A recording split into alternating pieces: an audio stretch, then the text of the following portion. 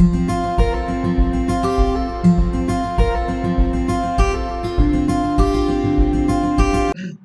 Professor Neerav Mehta from LG Institute of Technology and Engineering. So today we are going to discuss about a topic called automobile component design. And in that, we are specifically going to concentrate on procedure of design of bevel gear and how it is different from design of helical gear and spur. So first of all, let's discuss about what exactly bevel gear is and how it is distinct from the spur gear and helical gear. As we had discussed in previous chapter or in previous session about bevel gear, it is a gear which we are going to use when we are required to transmit our power from one direction to another direction.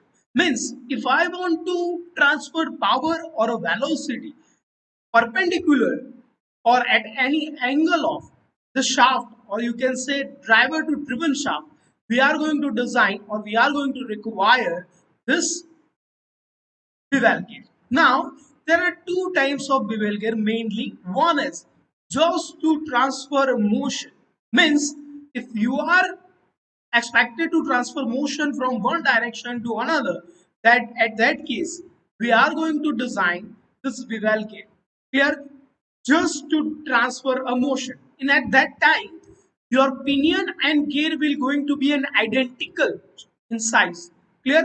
And after that, if I want to design a gear or if I want to transfer energy as well as, or I want to reduction of our torque as well as my motion at the same time, then I am subjected to design a gear which is which will have a different shape and size.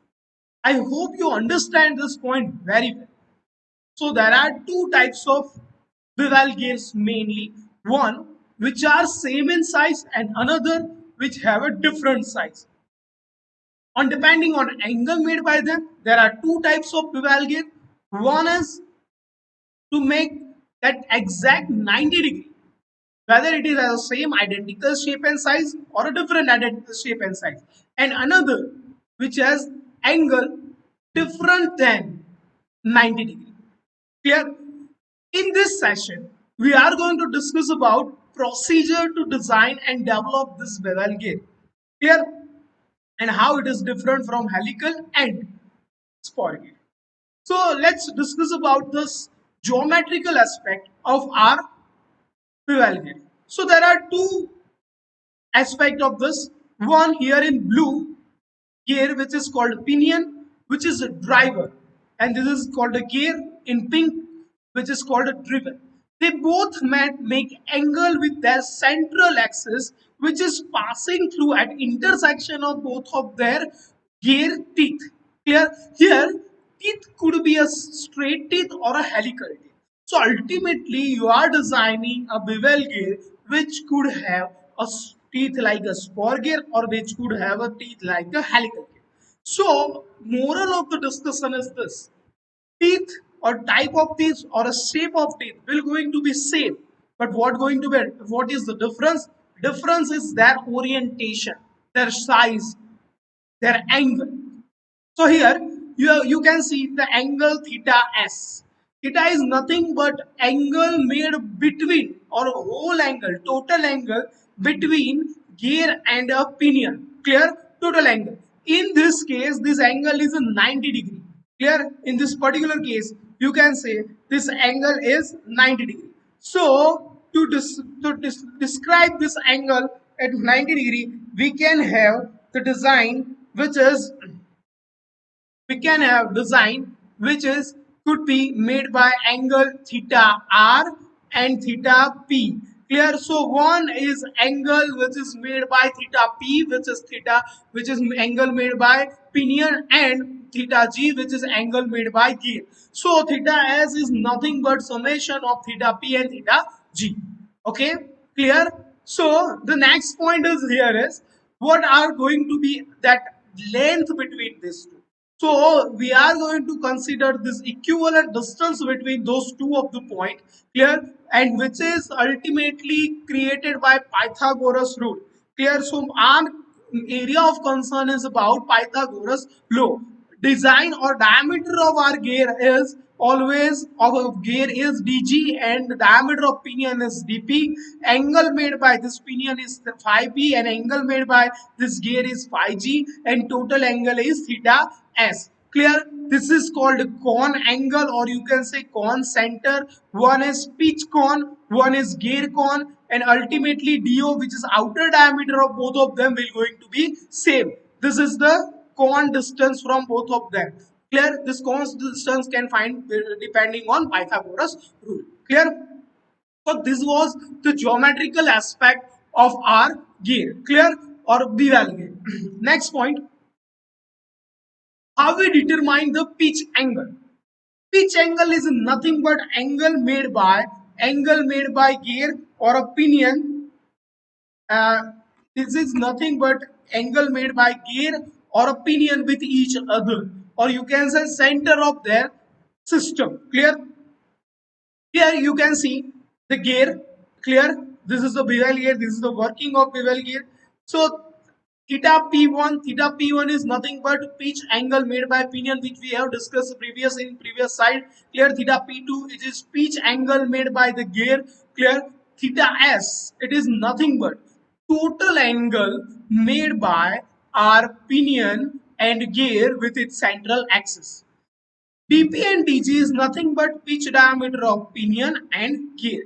And what is velocity ratio? Velocity ratio is same as for gear or any helical gear, which is dg by dp or tg by dp or np by ng ultimately.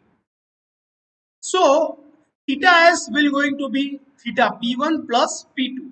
Clear? At that same time, if I want to find theta 2, so which is theta s minus theta p1.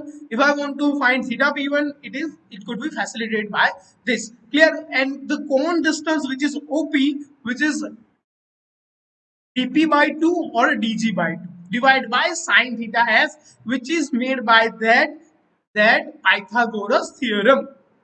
So ultimately, we can have velocity ratio, or you can say ultimately theta p1 or theta p2. Clear? Here you can see theta p1 is tan inverse sine theta s velocity ratio upon cos theta s. At same time, theta p2, which is angle made by a gear, which is sine theta s 1 upon velocity ratio cos theta 2. If this angle theta is 90 degree, then it will be directly tan inverse Tp by Tg, or 1 upon tan inverse 1 upon velocity ratio in the case of theta P1, and 1 tan inverse velocity ratio in the case of theta P2. So this is how our angle is made of. Clear? After that, let's talk about proportion of a bevel gear. So the proportion of the bevel gear will going to differ depending on what type of gears that teeth they have. Clear? It could be a straight teeth gear, or you can say helical teeth gear. In this case, they are helical teeth gear. Then I have to consider the proportion of the teeth gear depending on helical teeth gear. If it is spur teeth gear, then I have to design them depending on spur teeth gear. Clear?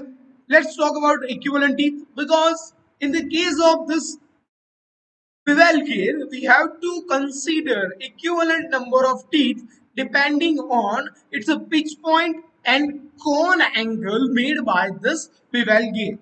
So all you have to is remember this value, and which value is T. Here you can see T equivalent, which is R2R upon module M, which is 2R sec theta P upon module M, where theta P is pitch angle of half of angle of cone, or you can say theta S by 2.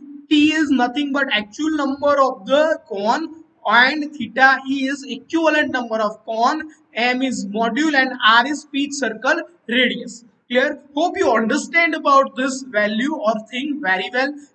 Clear? If you want to, if you are directed to design that gear for that particular number of teeth, all you have to find is equivalent number of teeth.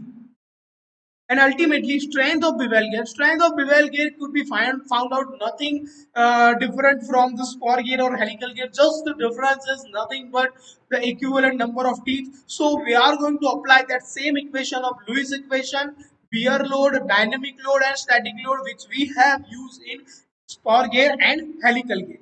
Clear? Like you can see here, we are going to use that same Lewis equation, but the thing is the equation will be differ depending on its geometry. Geometry here you can see theta sigma 0 into cv into b into pi into y dash, that will going to be same for each and every gear, but the new thing is L minus b by L, where L is a slant height which is represented by under root dg by 2 square plus under root dp by 2 square, and p is nothing but base of our teeth. So this is how our design of or strength of our bevel gear is calculated. This is nothing differ from design of helical gear and spur gear. I hope you understand this design very well and design theory very well. Clear? If you have any doubt regarding to this design or this value, you can directly contact me or make or message me. Clear? Thank you. I'm closing down here. Thank you. Thank you so much.